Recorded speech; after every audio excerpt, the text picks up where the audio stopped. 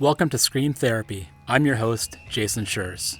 In October of 2018, I found myself in the hospital, sitting across from a psychiatrist who was telling me I had bipolar. I was sent home with a bunch of medication and laid on the couch for a week. I had my iTunes library on shuffle, trying to shake the hornet's nest from my head. Ever since I was a kid, I've been using loud music as a form of therapy. Punk rock and mental health have always been connected. This podcast looks at that connection through the lens of different guests. This is Screen Therapy.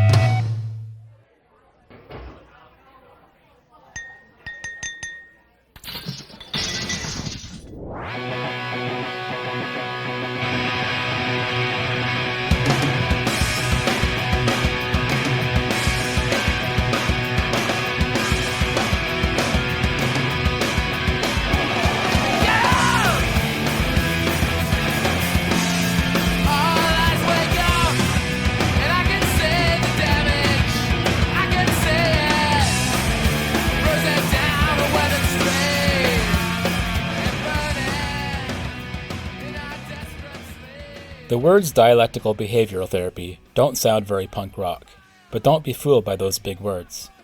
Known by the acronym DBT, this style of therapy is in line with the DIY ethos of punk. Andrew White runs the Portland DBT Institute and is the bass player in post-hardcore band Garrison. When Andrew first found himself in the mental health sector, he didn't believe traditional therapy was ideal for most people. Then he found DBT. He devoted his career to it because of its non-hierarchal approach and focus on self-regulating skills. In a world rife with what Andrew calls bonkers therapy, DBT's action-oriented, self-directed teachings are about as punk as it gets.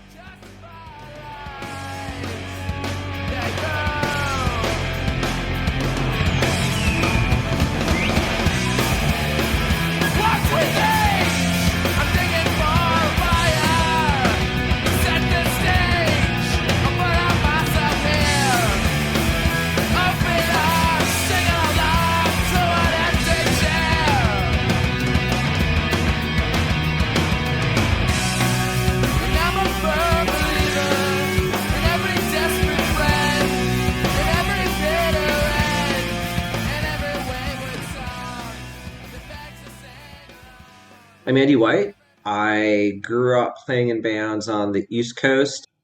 I ran sound for a long time at the Worcester Artists Guild, also known as the Space in Worcester. So did sound for lots of bands. Played in various bands, and then I had met a couple of guys at the Space that needed a bass player. So I joined on to play with those guys, and that evolved into the band Garrison, which we did a lot of touring in the late 90s, early aughts. Signed a Revelation, did a lot touring around that, putting out of some records. I always did solo stuff along the same lines in some respect, a little more sort of mathy instrumental. And then eventually the drummer in Iron Garrison left to go to grad school. And then I eventually made my way out to Portland, Oregon, where I still play in bands, record bands, do DIY music gear creation, stuff like that. It was a little hard for me to find my feeling of place as far as music. I really enjoyed being part of the Space and running sound, working on PA systems, trying to fix things. And then I think something that I didn't do a really good job at when I was younger is trying to keep a foot in both worlds of both working in medicine and also music without compromising both of those. And I think I really struggled with that. One part I've been trying to do a better job at is crossing over the professional work I do as far as the mental health care with more of the music stuff. So not necessarily like doing the two at the same time, but trying to be more available for communities I've been involved in and have more connection there. I think there have been times where it's felt like very, very separate as far as like doing music, and then doing like my day job felt very separate. So I've been trying to really focus on having more of an overlap. So you run a dialectical behavioral therapy clinic in Portland, and I'm wondering what it is that spoke to you in that therapy. I'm a clinical psychologist. When I was in Garrison, I was also applying for PhD programs at the same time. I had a job where I was being groomed to move into a position at the Massachusetts Department of Mental Health. And I was doing a lot of work on understanding more about people who frequently came to the emergency room. I did not want to be a therapist. I went to a clinical PhD program.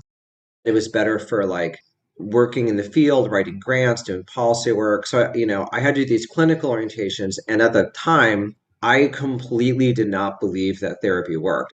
Privileged people talking about their problems in a way that doesn't actually fix them. It's just totally navel gazing.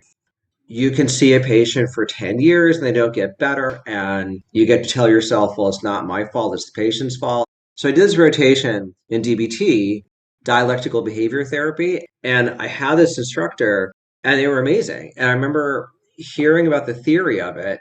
This is how my brain sees the world. Like, this is actually way different than what I've been taught before. And it was really focused on bringing together really strict behaviorism and mindfulness practice, but doing it in a way that was aggressively non-hierarchical and open source, and was meant so that the client doesn't get brainwashed by the therapist. Like, I really liked it. And then I found out when I was doing it, I was like, this therapy is designed for the people I'm seeing at the emergency room. Like, that's actually who the author wrote it for.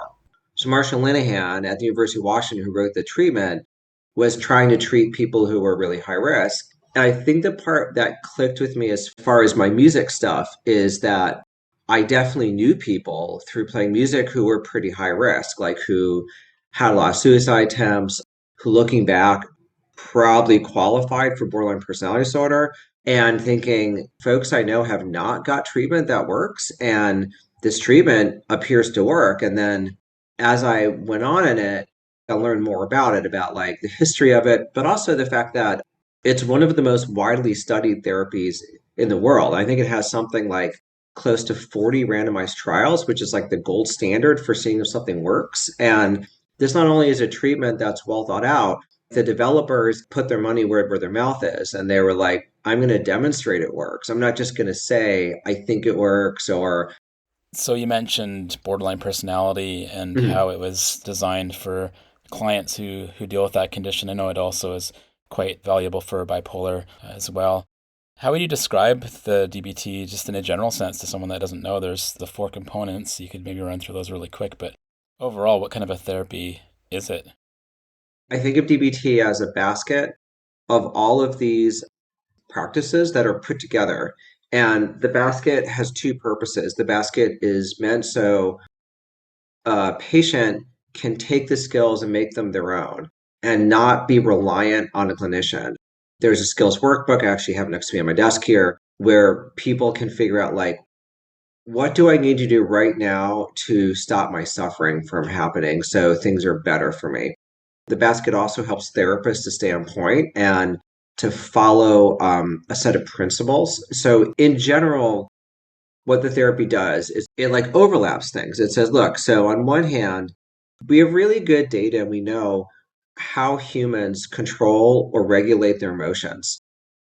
And there's a way to do it. So we're going to teach you what to do about your emotions, kind of like saying it's the missing owner's manual for your emotions. Now, at the same time, we also know that many of us who've done therapy will say that it's hard to translate the things you learn in therapy outside the room. And it's even harder when your brain is not focused in the way you want it to be. So this therapy radically accepts this idea that humans are really fallible, and you need to build some structure for when that happens, for when you can't think. So I think what it does nicely is it says, look, we know how to manage emotions, so we'll teach you it. We also know what to do when you can't think, and we want to teach you a different thing then, because if you can't think, there's a whole like set of different things to do, and it would be really frustrating to try to do really thought-based work. And then we also know that humans, a lot of our emotions tend to be prompted by our interactions with other humans. So there's a section about like, what do you do about other humans? And then tying it together is this idea that we blend together behaviorism with mindfulness practice. So in other words, like having a way to practice like being present in the moment and tolerating that, but doing it in a very like planful, meaningful way. So the therapy itself revolves around learning these sets of skills. And there's skills for emotions, there's skills for tolerating really stressful occurrences, there are skills for other people, and there's core mindfulness skills. And it's taught in a very like pragmatic, practical way.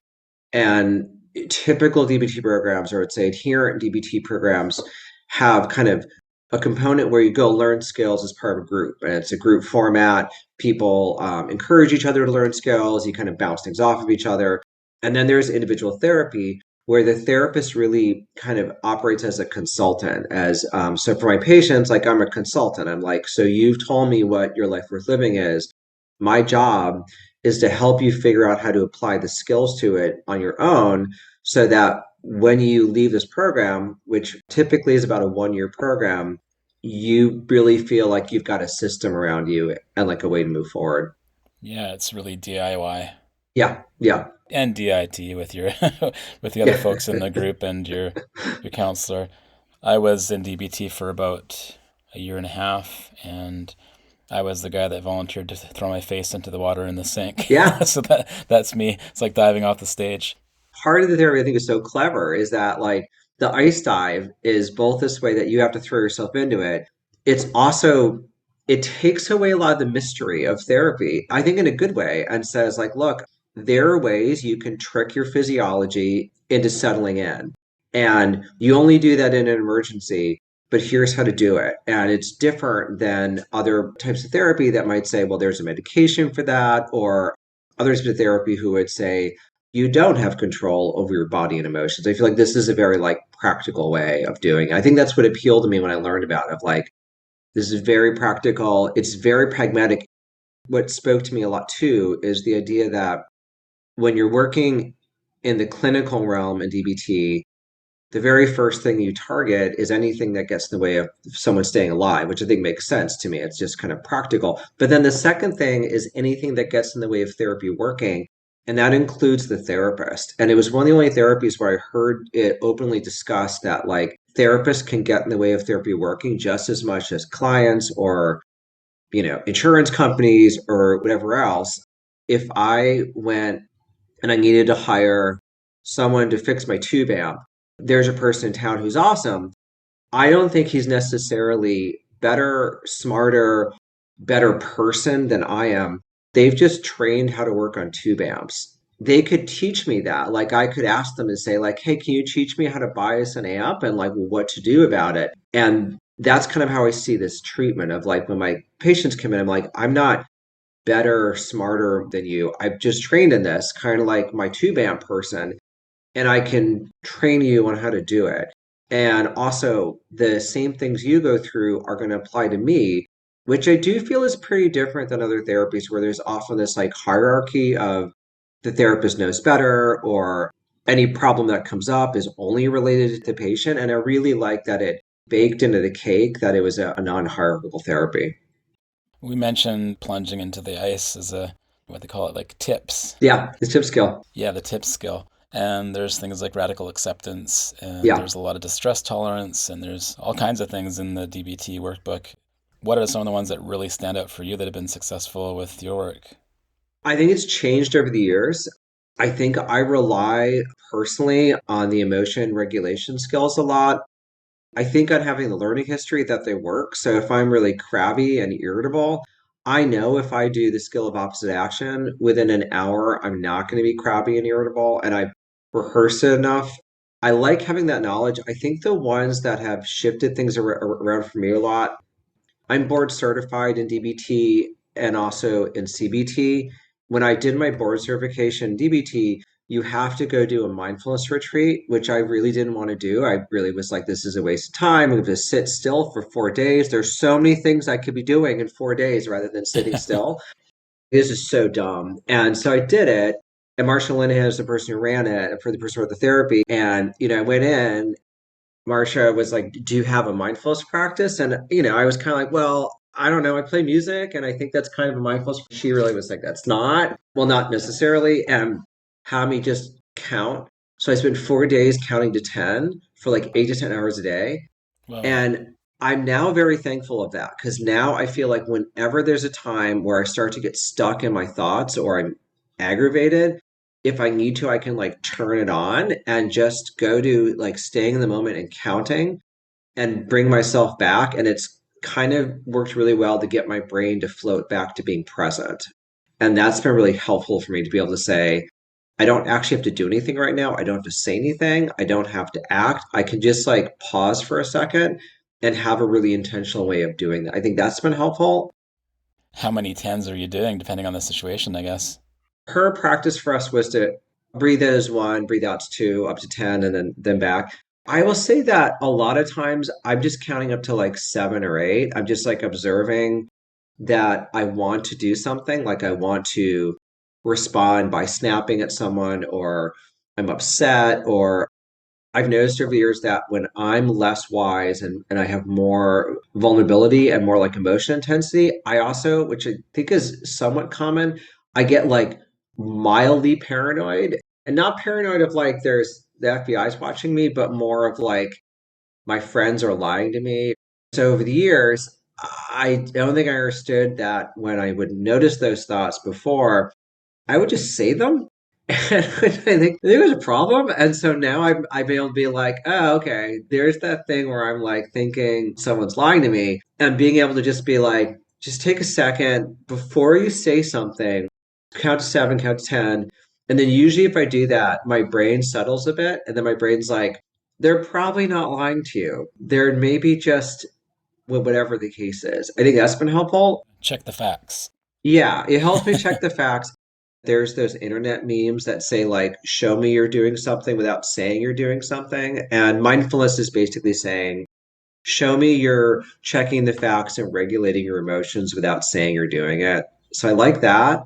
I think if I had known what radical acceptance was when I was younger, I would have suffered a lot less. I definitely had a lot of years of angst about like why certain things happen to me, and a lot of suffering, a lot of like it shouldn't have happened, it's not fair, why me? And I think the idea of acceptance has been really helpful in small ways, but both to be like, oh, it makes sense that someone doesn't call me back, and also bigger ways of like figuring out how these things over the years have made sense. Like one of the points I think that turned me towards like some of the track I do is I had cancer in high school, and that I think I really wish at some point I'd learned DBT then, and someone had said, look, part of why you're suffering is not accepting that you had it. Instead, you spend all this time saying, like, it shouldn't have happened. It's so unfair. Like, why me? It just sucks. And then I was really thankful for that. My family was injured in the Boston Marathon bombing, and my brother really struggled with that. And he and I talked a lot about the idea of acceptance of like, it makes sense that these things occurred, not that you have to like them at all, but it makes sense. And he really struggled with saying it shouldn't have happened. If we just had crossed the street 10 seconds later, none of this would have happened, and it's my fault. I should have hit the crosswalk button. So I really felt thankful like I had these tools to be like, look, there's a different way to see this that will result in a lot less suffering. Yeah, I remember when I went into my psychiatrist and she noticed in me some changes and some shifts as they do, because of course, when you're in it, you don't notice it for yourself. Yeah. And she said that she sensed some acceptance in me, and I went home and realized that I did accept the fact that I was going to be dealing with bipolar for the rest of my life. There is no cure, there's no fixing it. Yeah. And that was a huge shift for me to have that acceptance. I wouldn't say it was radical acceptance, but it was definitely acceptance. Yeah. So you mentioned before about playing music, being on stage, writing songs, all those things, and I just saw you play in Gainesville at Fest, and Garrison was one of my highlights of the whole festival. Do you have any like DBT-esque sort of thoughts when you're up there? Is there anything that kind of rings true with the work that you do? When I was doing that rotation in DBT, part of what clicked for me is that we were recording with by then roommate and our friend Kurt. We were learning mindfulness skills when I was in grad school. And I remember being like, hey, this is totally what it is, that I have to be able to play a part, observe that the record light is on, notice my thoughts, which are like, you can't screw up. You all can barely afford to do this right now. Don't screw up, but also not get lost in those thoughts. And speaking of acceptance, like part of when I was in Garrison, which I'm sure at times I was hard to deal with, and I don't mind being sort of an intense person, and I've tempered that over the years. But I think part of it was in Garrison. I had a hard time accepting that I was playing bass. I remember being like, I'm a guitar player, like I'm not a bass player. And I think what's been different is really accepting and being like, playing bass is fun. Yeah,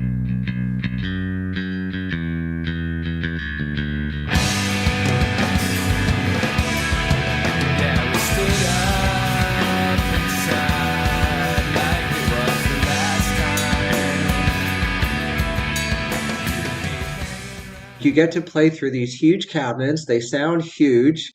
You only have four strings. You get to like make weird basses to play with. This is great. And I think the reason Garrison shows have felt much different for me of being like, this is a celebration. These are guys I've known since I was like 21 who've known me through all these different parts of my life, all the hard stuff and the great stuff. And it just feels much more fun. And I think part of what I'm better at is being able to observe a thought and let it go. We had, rehearsed for these shows a ton. And Guy, the drummer, and I both were like, look, we need to really like sing to each other to make sure no matter what's going on, we are like tied in. And there was a note that we did at Fest where we had planned it. And I was like, okay, Guy, here's the deal. We're going to go off a cue because the guitars like tend to float a bit on that part. So we're going to cue it. And I'm looking at him and looking at him. He does the cue and I trust Guy.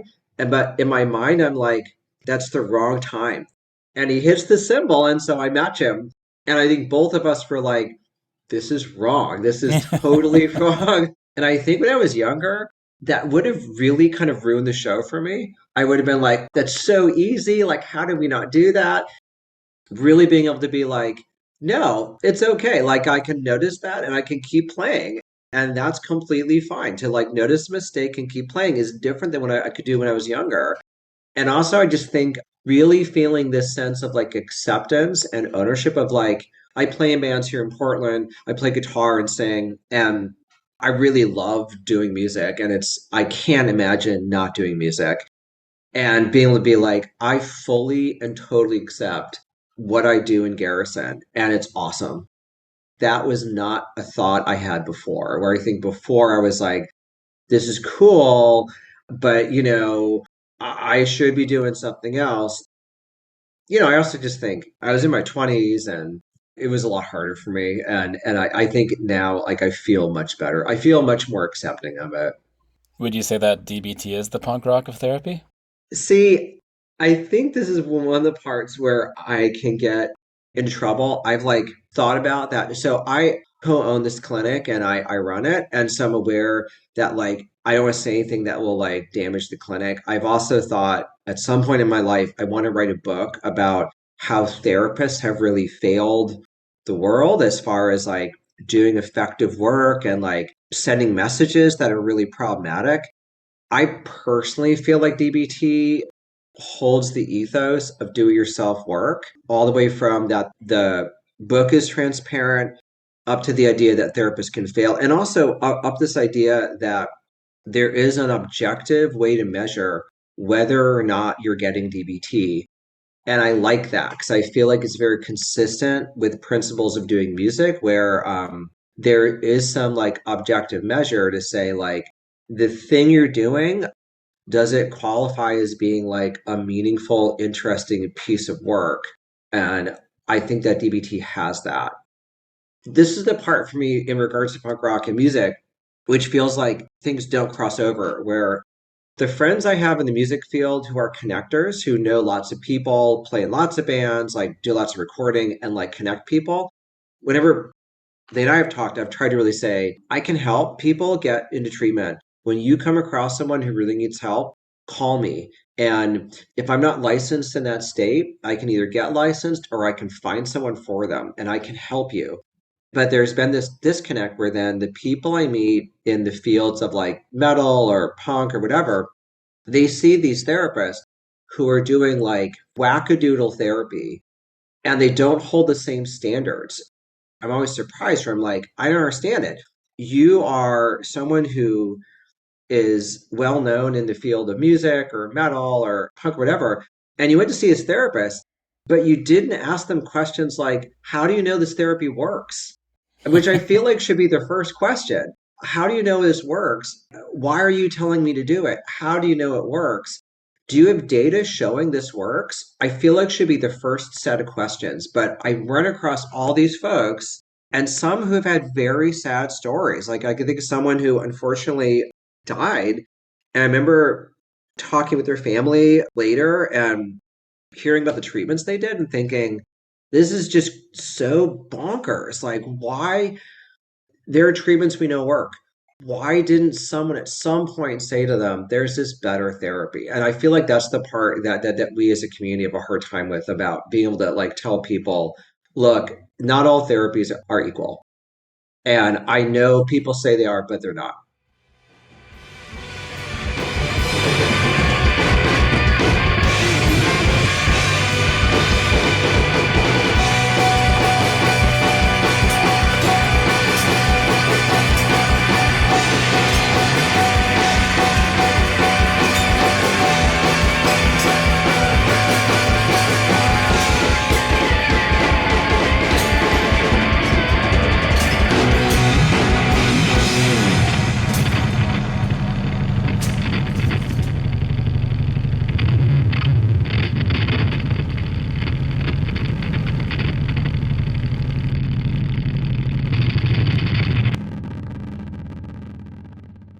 That was my conversation with Andrew White of the Portland DBT Institute, pdbti.org, and Garrison, garrison.bandcamp.com. For more episodes of Screen Therapy, go to screentherapyhq.com or wherever you listen to podcasts. Big news, the Screen Therapy book is available now. Screen Therapy, A Punk Journey Through Mental Health, tells my story and the stories of others who use punk as a catalyst for mental health. Like this podcast, it links the community-minded punk scene with the mental wellness of the punks who belong to it. To order the book, go to screentherapyhq.com. For merch, check out the newly opened store at screentherapyhq.com/store. And for even more designs, check out Screen Therapy on TeePublic. Okay, enough promoting. It's time for some thanking. Thank you for listening to Screen Therapy. Doing this podcast and talking to folks about punk rock and mental health has been a crucial part of my own mental stability, and it means so much to me that you're out there listening. Screen Therapy is created in the Cathet region of coastal British Columbia, Canada, on the traditional territory of the Tla'amin Nation. Contact me at screentherapyhq.com or email me at screentherapypodcast@gmail.com. I'd love to hear from you. Let's talk about punk rock and mental health. Until next time, take care and be well.